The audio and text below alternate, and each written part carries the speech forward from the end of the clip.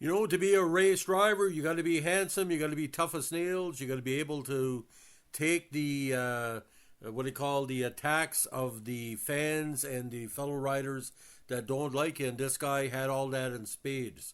A NASCAR Hall of Famer and three-time Daytona 500 winner, the great Bobby Allison has passed away at the age of 86. This was on November 9th.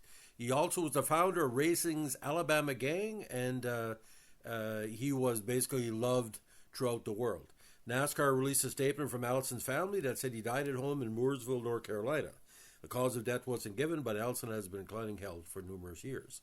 He moved to fourth on NASCAR's Cup Series victory list last month when Chairman Jim France recognized him as the winner of the Myers Brothers Memorial at Bowman Gray Stadium in North Carolina in '71.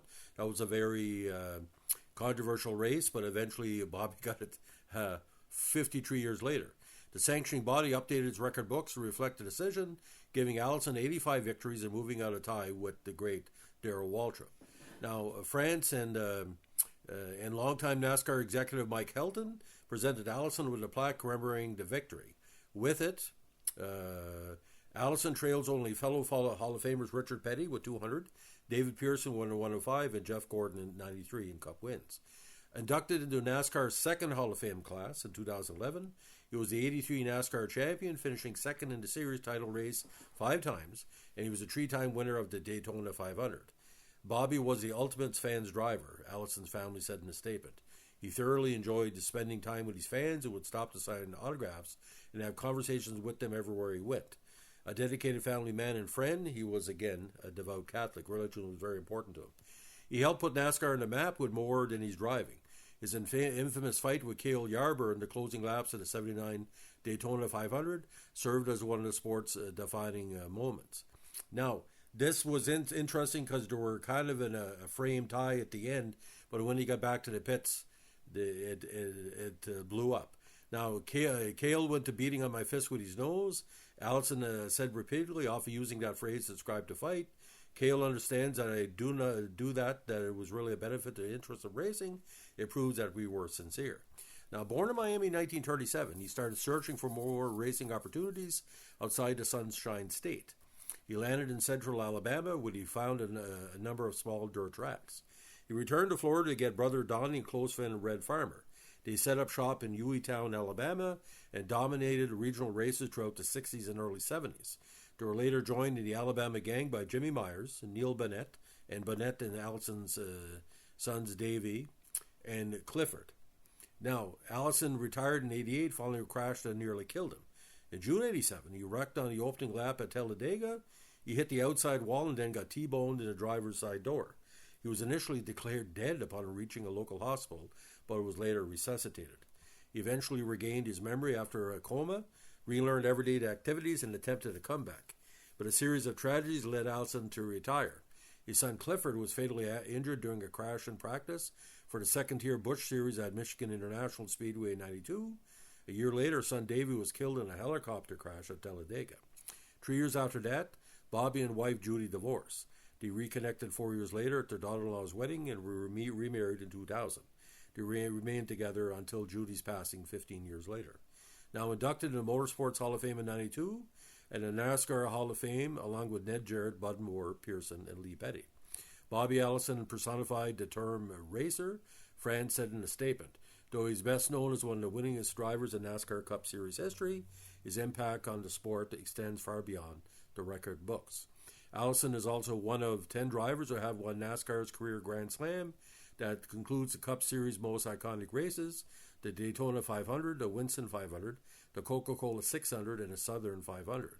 He also made 6 IndyCar Series starts for Roger Penske, including a pair of Indy 500s.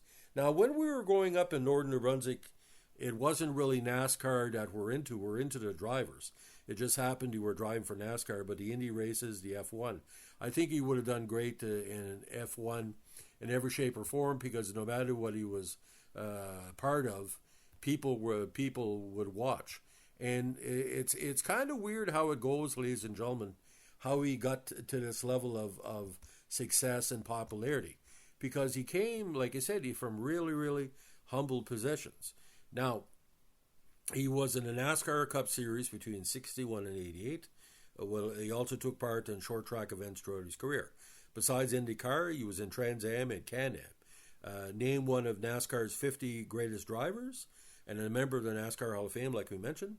He was the 83 Winston Cup champion and again won the Daytona 500 in 78, 82, and 88, which we called the second Wild World of Sports era, the golden era of that, where you would see either the full races or part of the tape races on ABC. Now, the Allison was unusual to many for competing successfully with his own low-budget team for much of his career.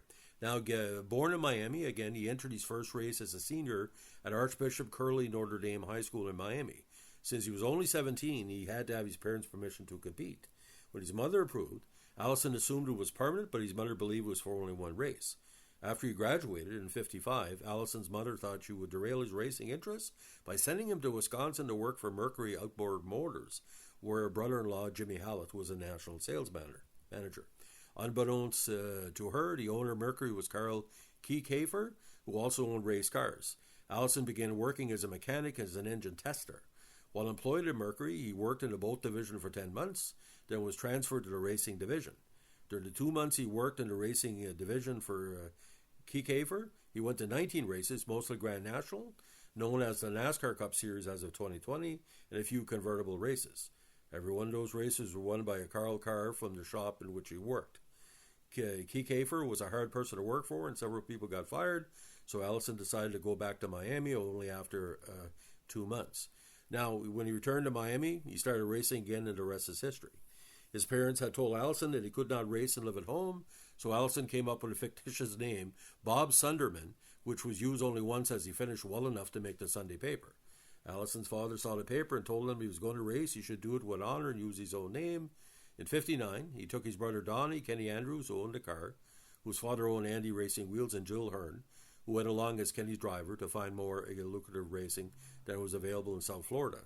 The search led them to Montgomery Motor Speedway in Montgomery, Alabama, where he was informed a race that would take place that night in Midfield, Alabama, near Birmingham. He entered and finished fifth, which paid more than finishing second in any race of higher level in South Florida. He went to Montgomery the next night to winning the prelims and finishing second in the feature, winning $400, having found his lucrative racing. The brothers returned home, and Bobby convinced Red Farmer into coming back to Alabama with him. The immediate success began answering to the name, the Alabama Gang. Tremendous there.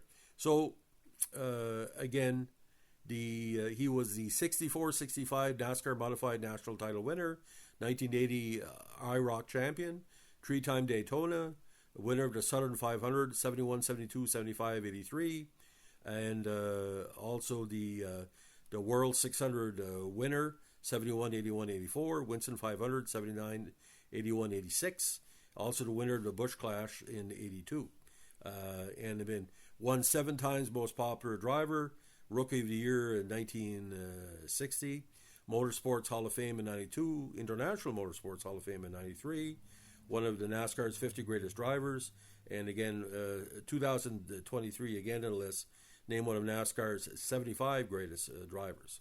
Now, NASCAR Cup Series, best finish was first in 83, first race was in 61 in Daytona, last race with the 88 Miller High Life 500, first win was at the Main 166 in Oxford, last win the 88 Daytona 500 in Daytona, 85 wins, 447 top 10s, 59 poles. In NASCAR, 2 victories, the Xfinity Series, 22 top 10s. NASCAR Grand National E-Series career, 6 wins to 11 top 10s, 7 poles. So again, Bobby will be greatly missed. Here in Canada, we call him the guy, but the Alabama Gang, I mean, what a tradition. So ladies and gentlemen, if you're a NASCAR fan or a motorsports fan, you have my condolences today. The great Bobby Allison is out in the big track in the sky, and he's looking down and saying, who wants to ride with me or against me? Have a good one, ladies and gentlemen, and don't forget, give us a like, comment, subscribe, or share, and requests for the channel are always highly appreciated and always highly considered. Have a good one. Bye.